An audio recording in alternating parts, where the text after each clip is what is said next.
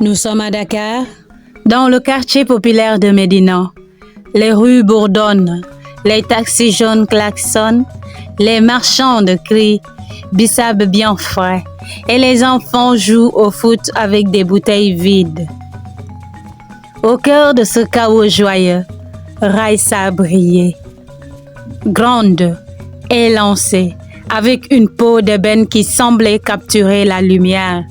Elle marchait avec grâce, son boubou bleu scintillant sous le soleil. À l'université, elle avait été la meilleure de sa promotion. À 25 ans, elle travaillait dans une entreprise de commerce, économisant pour sa boutique de wax. Un jour, disait-elle à Amadou, « Nos tissus raconteront l'histoire du Sénégal au monde entier. » Amadou, son fiancé, était son roc. Ingénieur dans une entreprise de construction, il partageait ses rêves. Ensemble, ils imaginaient une maison à Yoff, avec une cour pleine d'enfants. Leur amour était simple, pur, comme une chanson de Youssou N'Dour. Quand ils annoncèrent leur mariage, la famille de Raissa explosa de joie. Son père Mustapha, un pêcheur respecté, offrit un mouton pour les prières. Sa mère Ndaï, une couturière talentueuse, cousait jour et nuit pour la robe de mariée. Un grand boubou blanc orné de perles et de motifs dorés, symbolisant la pureté et la prospérité. Même les voisins se réunissaient pour planifier la fête prévue dans le village familial d'Amadou, près de Thiès. Ce serait une célébration grandiose, danse, sabar, griot, plats copieux et des invités de tout le Sénégal. Mais dans ce tableau parfait, deux ombres se dessinaient. Fatoumata, la meilleure amie de Raissa depuis l'enfance, avait grandi avec elle dans le même quartier. Elles avaient partagé des secrets sous les manguiers, ri aux éclats en dansant sur du mbala. Mais Fatoumata, moins chanceuse, n'avait pas fini ses études. Vendeuse dans un petit magasin, célibataire, elle voyait Raissa comme un miroir de ce qu'elle n'avait pas. Pourquoi elle, se dit-elle? Pourquoi a-t-elle tout? La beauté, l'intelligence, un homme parfait. Et moi, je mérite ça aussi. Jalouse de l'avenir radieux de Raissa, Fatoumata décida de recourir au maraboutage. Une nuit, elle se rendit chez un marabout connu dans les ruelles sombres des Parcelles Assainies. L'homme, entouré d'amulettes et d'herbes mystiques, écouta sa plainte. Elle dit au marabout, « Je veux que son mariage soit maudit », murmura Fatoumata.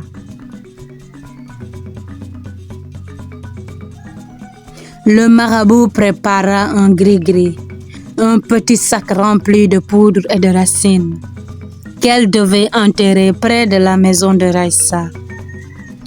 Cela sèmera la discorde, promit-il. Fatou le fit en secret, une nuit pleine de lune, près de l'appartement de Raissa à Dakar. Elle ne voulait pas la tuer, juste la voir souffrir comme elle souffrait. Puis il y avait tante Hadi, la sœur aînée de Ndaï, la mère de Raissa. Hadi, veuve, depuis 10 ans, vivait dans l'amertume. Elle avait 2 filles, Mariama et Fatou, qui n'avaient ni la beauté éclatante, ni la chance de Raissa. Mariama, l'aînée, avait un mariage difficile et un mari infidèle. Fatou, la cadette, n'avait pas réussi à l'école. Elle vivait dans l'ombre de sa cousine. Chaque fois que la famille louait Raissa, elle est si belle, si intelligente. Hadi sentait une pointe dans son cœur. Pourquoi mes filles n'ont-elles pas cette lumière? Se lamentait-elle. Raissa a tout, et mes filles rien. Sa jalousie nourrie par des années de comparaison devint un feu dévorant. Elle consulta un puissant marabout du Sine Saloum, connu pour ses rituels ancestraux. Je veux que son foyer s'effondre, dit-elle, les yeux brillants de rancune. Le marabout forgea un bracelet d'argent gravé de sorts maléfiques. Offre-le lui comme cadeau de mariage, dit-il. Il portera le malheur. Hadi, avec un sourire hypocrite, glissa le bracelet dans une boîte colorée, prête à le donner à Raissa. Porte-le, ma chérie, dit-elle, cachant son venin. Fatoumata et Hadi agissaient seules sans concertation, chacune de son côté. Leur méchanceté était individuelle, mais leur but convergeait, détruire Raissa. Et Raissa, avec son cœur innocent, ne voyait rien venir. Elle dansait lors des préparatifs, choisissant des vax au marché de Sandaga, riant avec Amadou. Les marchands criaient « Venez voir le plus beau tissu pour la plus belle mariée ». La date du mariage approchait et le village de Thiès se préparait à une fête légendaire. Mais l'orage se formait invisible, prêt à éclater. Les tambours du mariage résonnent, mais un frisson traverse la foule. Sous les rires, le poison de la jalousie commence à couler. Le grand jour arriva, comme une scène d'un film sénégalais. Le village près de Thiès était transformé. Des tentes en wax rouge et or, ornées de fleuves de bougainvilliers et de guirlandes. Plus de 200 invités venus de Dakar, Saint-Louis et Casamance emplissaient la cour. Les femmes portaient des boubous chatoyants, les hommes des raftans élégants. Les griots chantaient « Raissa, fille de la lumière, épouse Amadou, fils du courage ». Que les ancêtres bénissent leur union. Les tambours du sabbat faisaient vibrer la terre et les femmes dansaient, leurs jupes tourbillonnant comme des papillons. Raissa était une vision. Sa robe, cousue par sa mère Ndeye, brillait de perles et de fils d'or, un chef-d'œuvre wolof. Au poignet, le bracelet de tante Hadi scintillait. Un cadeau qu'elle avait accepté avec des larmes de joie. Amadou, un grand boubou blanc, ne pouvait détacher ses yeux d'elle. Sous un baobab centenaire, ils échangèrent leurs vœux, scellés par le partage de cola. La foule applaudit. Les djembés grondèrent et le soleil semblait bénir leur union. Mustapha Ndeye, aux premières loges, souriait le corps gonflé de fierté. Mais déjà, le mal s'infiltrait. Le gris-gris de Fatoumata, enterré près de la maison de Raissa à Dakar, commençait à agir. Pendant la fête, une dispute éclata. Un cousin accusa un autre de voler un bijou. Les voix montèrent, troublant la joie. Personne n'y prêta attention, pensant à une simple querelle. Tante Hadi, servant le bissab, murmura une incantation sur le bracelet. Raissa sentit une douleur fugace au poignet, mais elle l'ignora parce qu'elle était trop heureuse. Fatoumata, dans un coin, dansait avec Raissa, lui disant « Tu es la plus belle mariée du Sénégal ». Mais son cœur était noir. Hadi, plus loin, offrait des bénédictions hypocrites. Que ton foyer soit béni, ma nièce. Raissa naïve, les enlaça toutes les deux, ignorant qu'elle plantait les graines de son malheur. La nuit tomba et le couple partit pour leur lune de miel à Saly, une station balnéaire. Raissa était heureuse, embrassant Amadou sous les étoiles. Notre vie commence, dit-elle. Mais dans l'ombre, les deux femmes jubilèrent intérieurement. Leur méchanceté avait planté les graines. Raissa, naïve, ne soupçonnait rien. Elle croyait en l'amour, en la famille, en l'amitié. Comment pouvait-il imaginer que ceux qu'elle aimait le plus étaient ses pires ennemis? Les semaines suivantes, le couple s'installa à Dakar dans un petit appartement. Amadou travaillait dur. Raissa gérait sa boutique naissante. Tout semblait idyllique. Mais le maraboutage commençait à opérer. La lune de miel s'éteint et l'ombre s'installe. Dans leur petit appartement de Dakar, le bonheur de Raissa se fissure et un mal invisible frappe. Les mois passèrent et le bonheur de Raissa commença à s'effriter. D'abord, des petites choses, des disputes avec Amadou sur des riens, des clients qui annulaient des commandes pour sa boutique. Raissa se sentait fatiguée, comme si une ombre pesait sur elle. Mais le vrai coup vint quand elle tomba enceinte pour la première fois, 6 mois après le mariage. Elle était aux anges, un bébé. Amadou, notre famille grandit. Ils imaginèrent un petit garçon ou une fille courant dans les rues de Dakar. La famille fut informée et tous félicitèrent, sauf les deux femmes qui masquèrent leur rage sous des sourires faux. Fatoumata, voyant Raissa rayonner, renforça son gris-gris. Elle revit le marabout et paya pour un sort plus fort. Fait en sorte que l'enfant ne voit pas le jour. Un soir, elle invita Raissa à dîner et glissa une poudre dans son plat. Quelques jours plus tard, Raissa eut des douleurs atroces. À l'hôpital, le diagnostic tomba. Fausse couche. C'est la nature, dit le médecin. Raissa pleura des jours entiers. Amadou la consola, mais elle ne savait pas que derrière cet accident se cachait la main de son amie. Tante Hadi fut la plus cruelle. Son talisman, le bracelet que Raissa portait encore parfois, diffusait un poison lent. Elle visita le couple souvent, sous prétexte d'aider, de renforcer le sort avec des incantations chuchotées.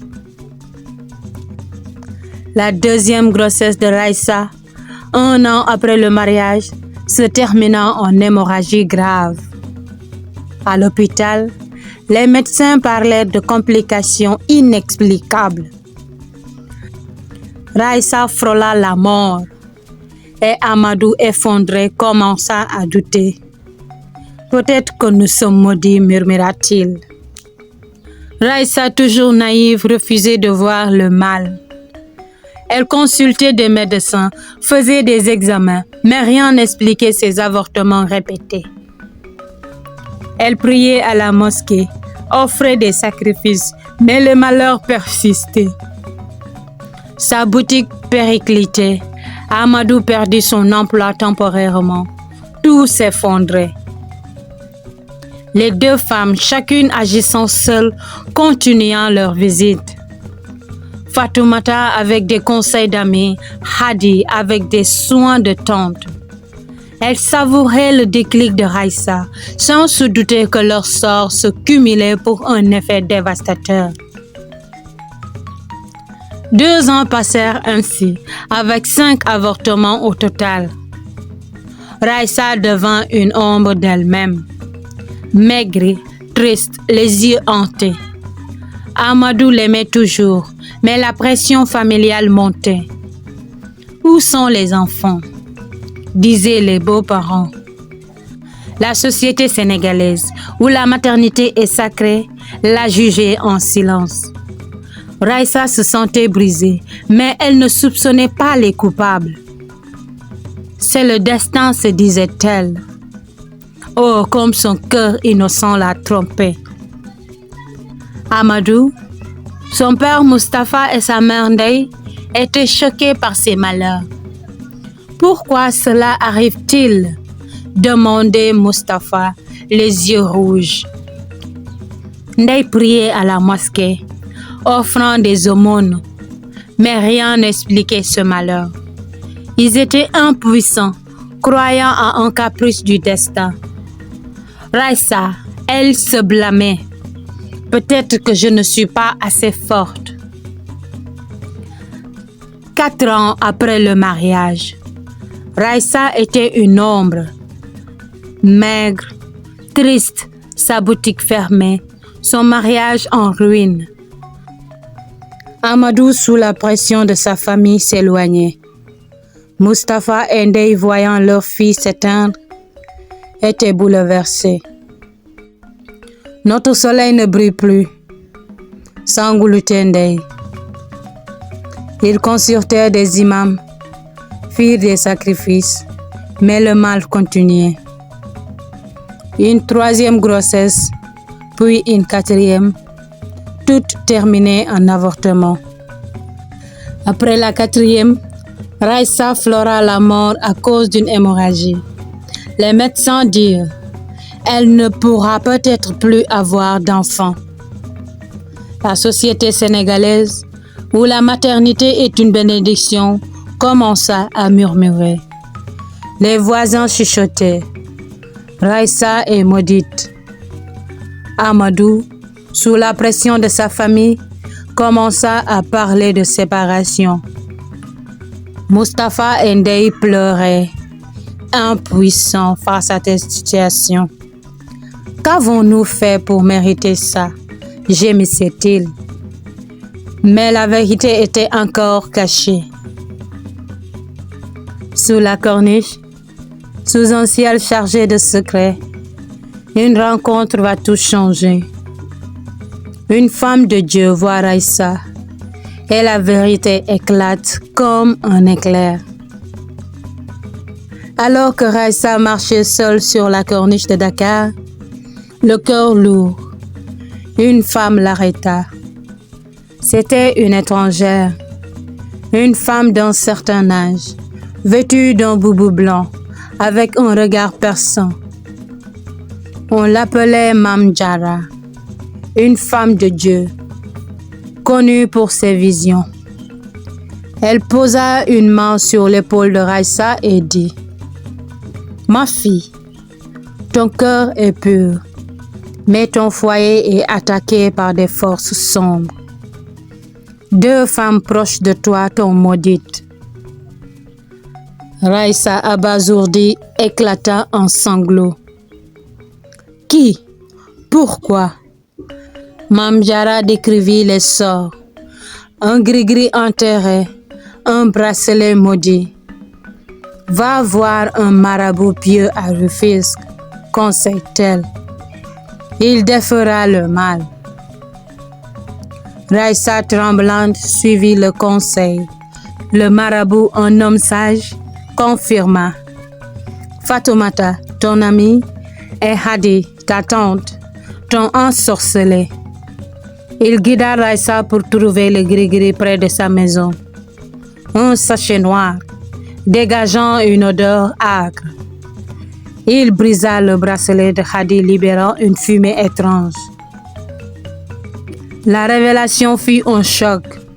Raissa confronta les 2 femmes, une par une. Fatoumata avoue en larmes: j'étais jalouse de ton bonheur. Hadi, honteuse, avoue sa rumeur. Amadou, Mustapha et Ndeye, présents lors de la confrontation, étaient choqués. Comment ont-elles pu, cria Ndeye en larmes. Mustapha bannit Hadi de la famille. Amadou, déchiré, demanda pardon à Raissa pour avoir douté d'elle. Mais le mal était profond. Les sorts avaient détruit la santé de Raissa. Les médecins confirmèrent. Elle ne pourra jamais avoir d'enfant. Et Amadou, sous la pression familiale, partit, laissant Raissa seule, pleurer dans son foyer perdu. Le foyer de Raissa est en cendres, mais dans la douleur, une lumière naît. Une femme brisée se relève pour guérir d'autres âmes. Des années passèrent et Raissa transforma sa douleur en force. Déterminée à ne pas laisser sa jalousie définir sa vie, elle fonda une association à Dakar pour soutenir les femmes victimes de méchanceté et de maraboutage. Elle parcourait les écoles, les mosquées, les marchés, partageant son histoire. Ne laissez pas la jalousie détruire vos vies, disait-elle, sa voix vibrante de sagesse. Elle parlait aux jeunes filles, leur apprenant à reconnaître les signes du mal et à protéger leur cœur. Sa lumière jadis éteinte brillait à nouveau, illuminant d'autres âmes. Fatoumata, rongée par la culpabilité, quitta Dakar pour vivre dans l'ombre de son remords. Incapable de regarder Raissa en face, Tante Hadi, malade et isolée, paya le prix de sa haine. Ses filles Mariama et Fatou s'éloignèrent d'elle, honteuses de ses actes. Mustapha et Ndeye, toujours aux côtés de Raissa, retrouvèrent un peu de paix en voyant leur fille se relever. Mais Raissa portait encore la cicatrice de son foyer brisé et l'absence d'Amadou pesait lourd. 5 ans après leur séparation, un soir, alors que Raissa rentrait d'une conférence dans une école de Pikine, elle trouva Amadou devant sa porte. Il était changé, les années l'avaient marqué, mais ses yeux brillaient d'un amour intact. Raissa, murmura-t-il, la voix tremblante. Je n'ai jamais cessé de t'aimer. J'ai écouté ma famille, mais j'ai eu tort. Peux-tu me pardonner? Raissa, d'abord méfiante, sentit son cœur s'adoucir. Elle l'écouta et ils parlaient toute la nuit sous les étoiles, comme autrefois à Saly. Amadou avait passé ses années à se reconstruire, à se libérer de la pression familiale et à comprendre que son bonheur était auprès de Raissa, avec ou sans enfant. Ils se donnèrent une seconde chance, lentement, avec prudence. Raissa, soutenue par sa foi et les prières de Mame Diarra, qui continuait à la guider, retrouva l'espoir. Quelques mois plus tard, un miracle se produisit. Contre toute attente, contre les mots des médecins, Raissa tomba enceinte. Mustapha et Ndeye pleurèrent de joie, organisant des prières à la mosquée pour protéger cette grossesse. Raissa, elle vivait entre peur et émerveillement, caressant son ventre chaque soir. 9 mois plus tard, sous un ciel clair de Dakar, Raissa donna naissance à un beau garçon qu'ils nommèrent Moussa, comme s'ils l'avaient rêvé autrefois. Le bébé, avec ses yeux pétillants et son sourire, était une lumière dans leur foyer reconstruit. Amadou, tenant son fils pour la première fois, jura de ne plus laisser la pression sociale les séparer. Mustapha et Ndeye, devenus grands-parents, danser de joie comme lors du mariage d'autrefois. Raissa, regardant son fils, comprit que ce miracle était un don de Dieu, une récompense pour sa résilience et son pardon. Elle continua son travail avec son association, mais désormais, avec Moussa à ses côtés, un symbole d'espoir pour toutes les femmes qu'elle aidait. Raissa avait transformé sa douleur en victoire, prouvant que l'amour et la foi peuvent surmonter même les pires malédictions. Voilà l'histoire de Raissa, mes amis. Un drame qui nous rappelle que la jalousie est un feu qui brûle tout, mais que l'amour, la foi et le pardon peuvent faire renaître la lumière, même après les pires épreuves. Raissa a transformé sa douleur en force et un miracle a couronné son courage. Comme elle, choisissons la paix et l'espoir, car comme disent les anciens, yal na yépp yomb. Une histoire qui nous rappelle que la jalousie est un venin, mais que la vérité et le courage peuvent triompher. Si ce récit vous a touché, partagez-le et envoyez-le aux personnes qui en ont besoin. Laissez un pouce bleu, abonnez-vous à Contes africains avec Francine et dites-moi en commentaire, avez-vous déjà vu la jalousie détruire un proche? Ensemble, répandons la sagesse. À bientôt pour une nouvelle histoire dans Contes africains avec Francine. D'ici là, portez-vous bien.